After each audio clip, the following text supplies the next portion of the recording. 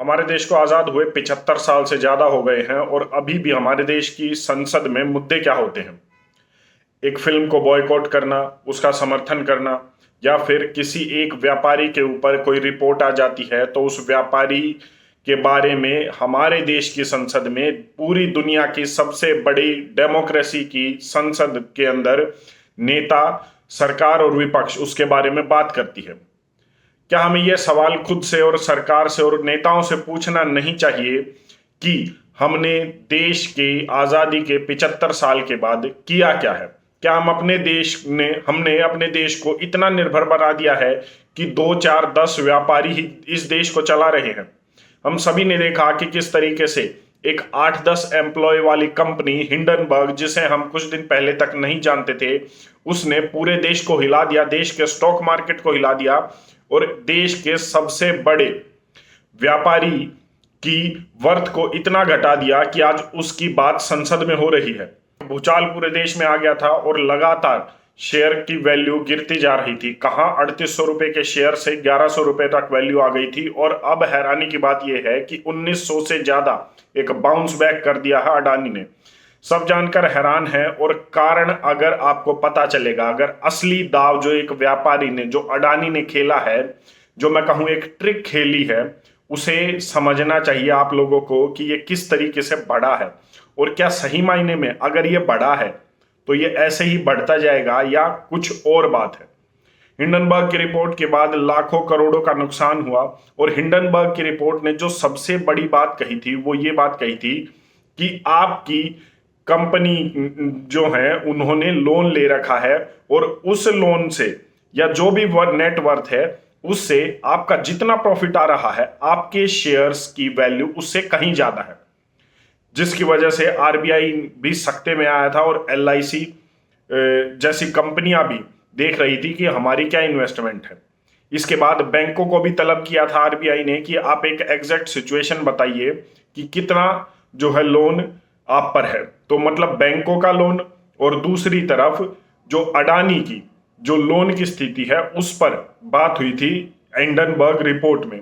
लेकिन मैं बता दूं, यहां पर दाव ऐसा खेला गया है कि इन्हीं चीजों को टारगेट करके अब बाउंस बैक करवा दिया गया है अडानी के शेयर्स का। मतलब ये जो 25% से ज्यादा अब उछाल देखा गया है शेयर्स में, वो इन्हीं पॉइंट को पकड़ कर किया गया है। हिंडनबर्ग एक यूएसए बेस्ड रिसर्च फर्म है, एक शॉर्ट टर्म इन्वेस्टमेंट फर्म भी है वो, और ये भी आरोप लगे थे कि वो इसी तरीके से रिपोर्ट निकालकर सस्ते दाम पर शेयर खरीदती है और एक शॉर्ट टर्म इन्वेस्टर है। ठीक है, वो उसका काम है, वो करती रहती है। लेकिन मैं आपको बता दूं कि एक और फर्म है जिसकी आज एक स्टेटमेंट से अडानी के शेयर उछाल मारने शुरू हो गए थे। ये 2-3 कारण थे जिसकी वजह से 25% का उछाल शेयर्स में दिखा। पहली चीज तो जेपी मॉर्गन एक बड़ी कंपनी है। अगर आप नहीं जानते तो मैं बता दूं कि जो देश के होनहार स्टूडेंट्स होते हैं, बड़े बड़े आईआईटीएन आईआईएम वाले स्टूडेंट होते हैं, उनकी एक ड्रीम जॉब होती है कि वो जेपी मॉर्गन कंपनी में उनकी प्लेसमेंट हो जाए, उनकी नौकरी लग जाए। ये भी एक यूएसए बेस्ड फर्म है, न्यूयॉर्क बेस्ड फर्म है, और इस जेपी मॉर्गन फर्म ने ये कहा है जो है अभी भी कुछ इंडेक्सेस ऐसे हैं जहां पर ट्रेडिंग कर सकते हैं, वो अभी भी दिवालिया घोषित नहीं हुए हैं और लगातार ये इंडेक्सिंग उनकी जो है, ये ट्रेडिंग वो कर सकते हैं। ये ट्रेडिंग जब तक चलती रहेगी जब तक हमारा विश्वास अडानी ग्रुप पर है, अडानी कंपनी पर है। दूसरी चीज, वॉल स्ट्रीट जर्नल एक बहुत ही फेमस न्यूज़पेपर है पूरी दुनिया का। वॉल स्ट्रीट जर्नल में क्लियरली ये बता दिया है, उन्होंने ये लिख दिया कि हम जानते हैं कि जो अडानी ग्रुप है वो 1.1 बिलियन डॉलर का लोन रीपे करने वाले हैं, मतलब चुकाने वाले हैं। बस इतनी ही लाइन कहते ही दोबारा से उछाल शुरू हो गया अडानी कंपनीज के शेयर में। और हुआ क्या कि अडानी ने भी लगभग 9,000 करोड़ रुपए का लोन बैंकों को चुका दिया। अब एकदम से ये बात आना और एकदम से लोन चुका देना, जिस टाइम पर ये ऐसी नेगेटिविटी, ये बातें चल रही हैं कि भाग जाएंगे माल्या की तरह और इस तरीके से जो है मतलब बैंकों का पैसा डूब जाएगा, ये चुकाना, ये दोबारा से विश्वास दिला गया लोगों को। लेकिन यहां पर जो तीसरी सबसे बड़ी बात हुई, जो दाव खेला गया और जो एक तरीके से सच छुपाकर झूठ दिखा, मतलब पिछले समय का जो स्टैट्स दिखाया गया, जो फिलहाल के लिए हम ये कह सकते हैं कि झूठ है वो ये कि हिंडनबर्ग की रिपोर्ट अभी आई और उस रिपोर्ट में कहा गया कि आपके शेयर का प्राइस आपके प्रॉफिट के अकॉर्डिंग नहीं है, आपका लोन ज्यादा है, इस तरीके की बातें बताई गई। लेकिन अडानी ने क्या किया, अडानी ने आज तीसरा दाव खेला वॉल स्ट्रीट जर्नल और जेपी मॉर्गन के बाद। उन्होंने अपने पिछले साल के Q3 के आंकड़े दिखाए कि मेरी कंपनियां तो फायदे में है। आप समझिए, अभी 2023 चल रहा है और इससे पिछले क्वार्टर के Q3 के अपने आंकड़े दिखाए, जिस समय ना तो हिंडनबर्ग की रिपोर्ट आई थी और अडानी के शेयर्स का प्राइस लगातार बढ़ रहा था। अब वो प्राइस बढ़ रहा था तो उस समय पूरा उछाल में थी अडानी की कंपनी और उन्हें प्रॉफिट हो रहा था, ये बात हम सभी जानते हैं। वो आंकड़े प्रदर्शित कर दिए, वो आंकड़े जनता को दिखा दिए और हम सब क्या करते हैं, भेड़ चाल करते हैं।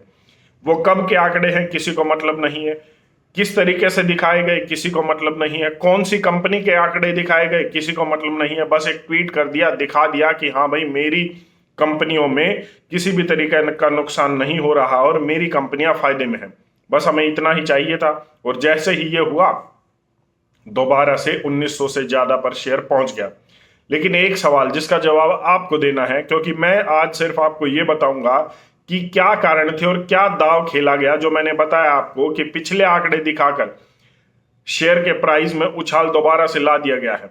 ये जो उछाल है ये कब तक बना रहेगा, क्योंकि जो पिछली रिपोर्ट है उनका असर अभी भी है और जो लोन है हम ये कह सकते हैं कि 9,000 करोड़ रुपए का लोन रीपे हो गया है। लेकिन क्या सिर्फ 9,000 करोड़ का ही लोन था? क्या लोन 2.25 लाख से 2 लाख करोड़ तक का नहीं है? और जो अभी भी है, जो शेयर होल्डर्स को नुकसान हुआ है वो अभी भी रखा हुआ है, वो अभी भी वहीं पर टिका हुआ है। तो क्या ये उस पानी के बुलबुले की तरह नहीं है उछाल, जो बारिश के समय में एक बार होता है, पानी इकट्ठा होता है, उस पर बारिश की बूंदें गिरती हैं और वो बुलबुला बनता है और उसके बाद कुछ समय के बाद कुछ ही सेकंड भी नहीं वो रुकता और वो फूट जाता है। आप इस पर अपनी क्या राय रखते हैं, एक बार कमेंट करके जरूर बताएं। धन्यवाद। जय हिंद।